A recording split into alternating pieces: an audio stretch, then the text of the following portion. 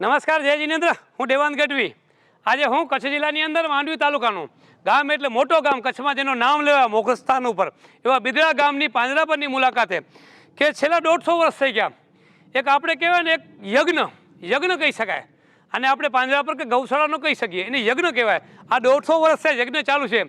એમાં ખાસ આ ટ્રસ્ટના જે યજ્ઞના આપણે પાંજરાપર કહીએ છીએ, પાંજરાપરના જે ટ્રસ્ટી પ્રમુખ સાહેબ છે મારા સાથે શાંતિભાઈ, અને એવા ટ્રસ્ટી દિનેશભાઈ અને શશીભાઈ, જે આમ તો વ્યવસાય અર્થે બધા મુંબઈ, પણ છેલ્લા 12 વર્ષ થઈ ગયા શાંતિભાઈ કચ્છમાં જ ફેમિલી સાથે બિદડામાં સેટ થયેલા છે.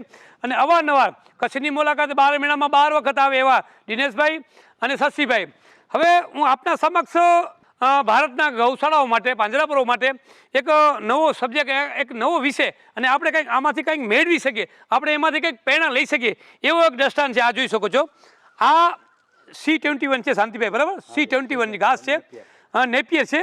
આમ તો ડેવલપ કરેલો વિદેશનો છે, પણ આપણા ઇન્ડિયામાં હમણાં એક સારી ક્વોલિટી, સારી ગુણવત્તા, સારો વિટામિન પશુધનને મળી રહે એમાં સારી રીતે, અને એમાં ખાસ વિશેષ એમાં 35 સેકન્ડનો બેઝિક પ્લાન્ટ પહેલાં ટ્રાયલ માટે આપણે છેલ્લા આમ તો 2-2.5 વર્ષ થઈ ગયા આપણે હલાવી છે, 4 વર્ષ કે ડેવલપ કરેલો છે. આમ 3-3.5 વર્ષે કન્ટિન્યુઅસ રોજનો 4 ટન આવો ચારો નીકળે છે ડેલી. 8 ટન, 2 વાડીથી 8 ટન રોજનો, 8000 કિલો રોજનો આ ડેલી ફ્રેશ. સવારના 8-10 વાગે, 8 થી 10 વાગ્યાની વચમાં કટિંગ થાય, અને બપોરના કટિંગ થઈ અને હમણાં 4 ખંડ વાગ્યા છે એટલે અમે આવ્યા છીએ અહીંયા. આપ જોઈ શકો છો, આ આખો એકદમ હેલ્ધી, આપણે કહેવાય ને એકદમ તાજો, ઓર્ગેનિક, અને 100% ઓર્ગેનિક. કોઈ આમાં એલોપેથી, યુરિયા, ડીપી, ફર્ટિલાઇઝર કોઈ યુઝ નથી. અને આપણે ઘઉં ને બાજરોને જે કંઈ ખાતા હોઈએ બધો યુરિયા, ડીએપી આપણે શાંતિભાઈ ખાતા હોઈએ, પણ ગાય માતા જેના સાથે ભગવાન છે, જેને ગાય માતા કહેવામાં આવી છે, એ ઓર્ગેનિક આહાર કરી રહ્યા છે. અને આ ઘાસચારો 35 સેકન્ડમાં બિદડા પાંજરાપરે એક નવો પ્રયોગ કરી અને સફળ પ્રયોગ કરીને અપડેટ આપણે કંઈક સમય સાથે નેગોશિએશન કરી અને ઓછા ખર્ચામાં સારું ઉત્પાદન કેવી રીતે ઘાસ મેળવીએ, આપણે C21 નેપિયર ઘાસનો વાવેતર કરી અને આત્મનિર્ભર બનવા માટે બિદડા પાંજરાપર શાંતિભાઈ સમગ્ર એમની ટીમને ખૂબ અભિનંદન. ટ્રસ્ટીઓ સાથે જે દાતારો છે, જે અહીંયા ફંડ આપે છે, એને તો હું વંદન કરું છું. દાતાર વગર બધું નકામું છે, પૈસા ન હોય તો શું થાય? એટલે જે આમ 1 રૂપિયાથી કરીને 1 કરોડ રૂપિયા દાન આપે છે એને એક ચાણ ગઢવી તરીકે બધાને વંદન કરું છું, બધાને પગે લાગુ છું.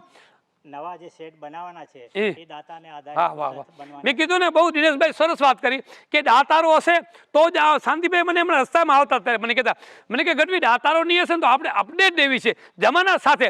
જે 4 રૂપિયામાં હશે, આપણે 1.25 રૂપિયા કિલોમાં ઘાસચારો આપીએ છીએ ગાય. એમાં પણ આપણે જો ઘણી વખત ગુજરાતમાંથી ઘાસચારો આવતો હતો શાંતિભાઈ, આપણો આઉટ ઓફ બીજા જિલ્લામાંથી, ત્યાં એક દિવસ કટિંગ થાય, બીજા દિવસે અહીંયા પહોંચે, એટલે ગરમ ખોરાકી જે આપણે ઘાસ હોય ભેગો થાય એટલે એમાં તો ગરમી થઈ જાય, વિટામિન તો તાકાત જાય, ખાલી પેટ ભરાય, એમાં વિટામિન કાંઈ જડે નહીં. એટલે હવે છે ને આપણે, અને આવનારા સમયમાં આત્મનિર્ભર પાણી પણ પોતાનું પાંજરાપરના આજુબાજુની જમીન છે એમાં તળાવ બનાવી અને પોતાનું પાણી સંગ્રહ કરીને પોતાના પાણીમાંથી ખેતી કરવાનો પણ વિષય છે. સાથે સાથે અલગ અલગ પ્રોડક્ટ બધા, ગૌમૂત્ર, છાણ, એમાંથી સેલેરી, ઘણા બધા પ્રોડક્ટો 2030માં તમે જોવા આવશો, 2024 છે ત્યારે આ ગૌશાળા એવો લક્ષ્ય શાંતિભાઈ સમગ્ર ટીમનો, ગામનો, દાતારોનો સહયોગથી આપણે આત્મનિર્ભર ગૌશાળા તરફ આગળ આપણે પાંજરાપર આપણે વધી રહ્યા છીએ આગળ. તો આપણે કચ્છમાં ખાસ જૈનોને અને ઇતર સમાજ, અલગ બીજા સમાજો છે કચ્છના, બધાને કહું છું એક વખત બિદડાની પાંજરાપરની મુલાકાતે આવો. 100% આવો. અહીંયા સ્ટાફ બધો સારો છે, 45-50 માણસો છે, તમને વ્યવસ્થિત ગાઈડ બતાવશે કેવી રીતે અહીંયા. અને કાંકરેજ ગાય અલગ અલગ ક્વોલિટી, એમાં પણ છે ને આ પાંજરાપર, અમુક લોકો કહે પાંજરાપર એટલે નાના મોટા બીમાર બધા ભેગા હશે, એવો માનસિકતા હોય છે લોકોનો. એટલે વિડીયોમાં ક્લિયર મને શાંતિભાઈ મને જે બતાડ્યો, આજે હું 2.5-3 કલાક એમના ફાર્મ હાઉસ, એમની વાડીઓ, એમને બધા શેડ, એમના અલગ અલગ કેટેગરીમાં, જે 6 મહિનાનો છે, 12 મહિનાનો છે, 2 વર્ષનો છે, જેવી એની પરિસ્થિતિ, જેવી ફિટનેસ, આપણે સુધીલા ભાષામાં કહીએ ને, જેવી ફિટનેસ એવી રીતના અલગ અલગ કેમ્પમાં, અલગ અલગ સેટમાં એને રાખ્યો છે. હા, એવી રીતે ટ્રીટમેન્ટ થાય, ડૉક્ટર પણ છે. અને એમાં પણ ખાસ ક્લાઇમેટ પ્રમાણે જે આપણે વરસાદી પાણી પણ એમના ઉપર ન પડે, ઠંડી પણ ન લાગે, ગરમી પણ ન લાગે, એવી રીતનું આપણે શેડનું પણ નિર્માણ અહીંયા ચાલુ છે.